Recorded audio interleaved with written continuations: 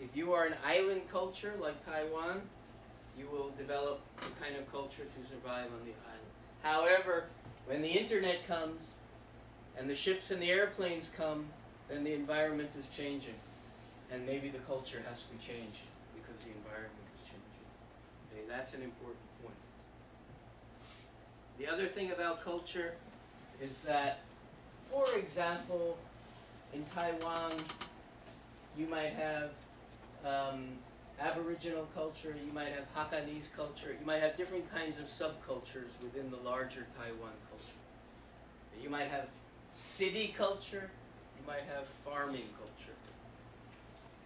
Right? You might have seaside culture, you might have mountain culture. All the cultures are a little bit different. They're all a little bit different. Okay, so that's quite important to know. Any questions on this? Now, what I just said is that those anthropological ideas about culture may be out of date, because now we have global internet, we have global travel, we have so much interconnection between cultures, that maybe that old definition is not quite accurate anymore. This guy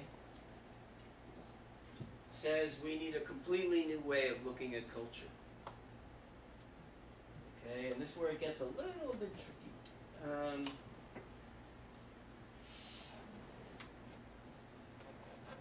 Culture is where you are with any particular group of people. Okay, so let me give you an example. And it's always changing. When you walk into this classroom, you are in Management Information Systems Master's Program Culture. Okay, National Taidong University culture. When you go home, you are back in your family culture. If you go to church or temple, you're in that kind of culture. Okay? When you go back to meet your junior high school classmates, you go back into that kind of culture. Okay? So wherever you are, you adapt the culture that you're in at that moment. Okay? Whatever the environment and the people you are communicating with, that's kind of like a little culture. Okay? We're going to talk about that more. So that's what he's saying. Culture's always changing. And it's a culture if it's in a location and if you are sharing knowledge and meaning. So let me give you an example. Do you remember when you are fresh? Well, let's say when you, what's your class? What class are you teaching that these students are in? Advanced Information Management. Okay, Advanced Information Management. Let's just say Information Management. You remember the first day you walked into an Information Management class? Okay, you're taking beginning Information Management. Okay, you walk into the class and you don't know anything about information management. Okay? You have no common knowledge and no shared meanings with the teacher. So the first day the teacher says information technology, information system, hardware, software, this, that, okay, and you're going, huh? What is that? I don't know what that is. Okay, but he defines it, gives you a definition, gives you a book to read, you go back home and read it. Second week, he says, okay, today we're going to talk about information systems, hardware, and software. Okay. Okay. I know what he's talking about now. Okay, and by the 12th week of the class, you can talk back and forth quite quickly about information system. Okay, so you have common knowledge, shared meanings in an environment, a classroom. So you have created an information systems culture in that classroom. Okay, got it? That's important.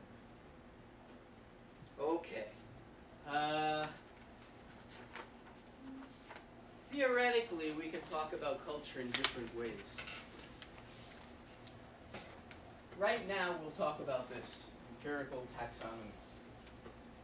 Okay, so based on observation, that guy Hofstede came up with a way of classifying culture. Okay. This guy Hofstede is the most cited social scientist anywhere. So if you open up any journal in any field that deals with culture, psychology, information systems, social sciences, that guy Hofstede is the most cited person. Okay, he's from the late 70s through the 80s and 90s. Okay, this is what he did, and it's actually related to information technology. He analyzed surveys from IBM, global IBM, all the branch offices, all the country offices all around the world. He analyzed surveys from all the employees from all the different offices, and he found out something interesting. He found out from his analysis that there are 4 dimensions of difference when it comes to culture. Just from the surveys from all the different offices from all the different countries of IBM. And he discovered these 4. Individualism versus collectivism. Has anyone studied this? Have you seen this at all? Some cultures, he kind of did this. He kind of said, this is collectivism and this is individualism. Some cultures will have higher individualism, some will have higher collectivism, some will have various combinations of both. So higher individualism, maybe Australia, maybe the US. Higher collectivism, maybe Japan. Something in the middle, maybe France. Okay? And he just plotted all the different things. Individualism is countries where individuals tend to make decisions for themselves. Collectivism, where the group, the family, some group makes the decision. Or if you are an individual, you don't make a decision until you consult with your family. Okay, that kind of idea. Okay? And this was a fundamental difference that he found. So he found Japan tended to be collectivist, Australia tended to be individualist. Okay. I'm just going to go over these pretty quickly. But obviously he wrote many books, there's a lot of work on this. Power distance, high versus low. This is the ability of, like an employee or a student, to talk directly to a boss or a teacher or a professor. If a student cannot talk directly to the professor, that's high power distance. If the student can say, whoa, professor, you're wrong, that's low power distance. And you find that in organizations. So in Sweden, if I'm an employee, I can knock on my boss's door, I can sit down in his chair, and I can say, I have some problem I want to talk to you about. If I'm in France, so in Sweden that's low. In France, I cannot even say hello to my boss if I see him in the hallway. Or if I do, I must say, bonjour, like this, you know. That's high power distance. Okay. Uncertainty avoidance. This is like risk avoidance. Risk avoidance. Some cultures are high. Risk avoidance means they don't want to do anything until they have all the facts, all the information. So, for example, if I introduce 2 Korean businessmen together, and I say, Mr. Chang, this is Mr. Wang, they cannot talk to each other. They cannot talk to each other until they exchange name cards. After they exchange name cards, they can see position, company, education, family, name. Then they know how to talk to each other. Same in Japan. I don't know, in Japan the language is different. right? The formality of the language is different according to who I'm talking to. And I won't talk until I know. So that's high uncertainty avoidance. Someplace like Australia, the guy can see a meeting of business people, he doesn't know who they are, he's, right, just start talking. Low uncertainty avoidance. Doesn't care. Not that doesn't care, just not important. Career success versus quality of life used to be masculine versus feminine. Work to live, no, live to work, no, live to work to live. So in Scandinavia, 5 o'clock, I go home, I be with my family. Taiwan, I work until 8 or 9 o'clock. Forget the family. I gotta make money. Okay. So all of this came from a survey data. It was quite interesting. If you read any study in any journal about any cross-cultural issues, almost certainly these are going to be talked about. And cross-cultural research, actually quite big. Big in information systems, big in just lots and lots of different areas. So that's really important. You guys should know that. However, this is already 30 years old, and some people are starting to criticize it. It's old-fashioned. It's out of touch. You cannot say all French are like this. You cannot say all Australians are like this. You cannot say all Taiwanese are like this. Partly because the world is changing so quick. Okay? Maybe you can say Taiwanese are like this when Taiwan is an island and not talking to the rest of the world. Maybe you can say French are like this when the French hardly ever leave their country, or nobody comes into their country, but not anymore. Okay. Any questions on this?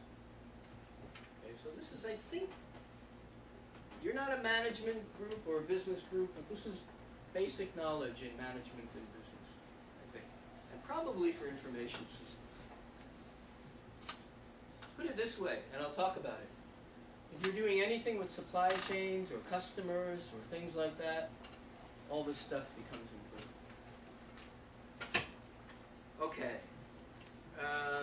Don't want to do this. What I'm interested in here is the last part. This is what I said before, just another way of saying it again. Culture is locally situated, local environment, and embedded in everyday social, negotiated work practices. Okay, so culture is what people make it. Okay, so in this classroom, actually in this classroom, if you have a teacher,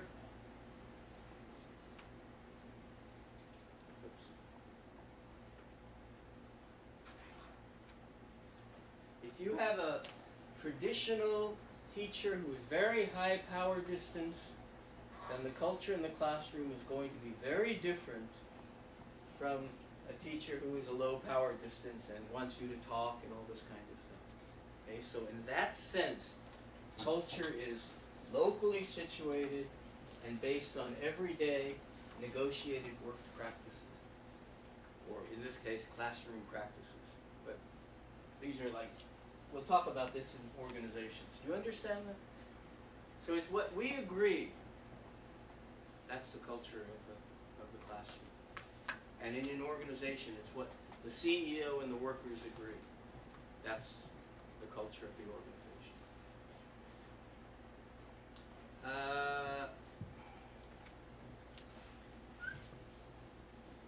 Before Hofstede's study, most academics did not think there was a relationship between organizational and national culture. In other words, if IBM an American company, if they opened up an office in France, academics believed that it was IBM culture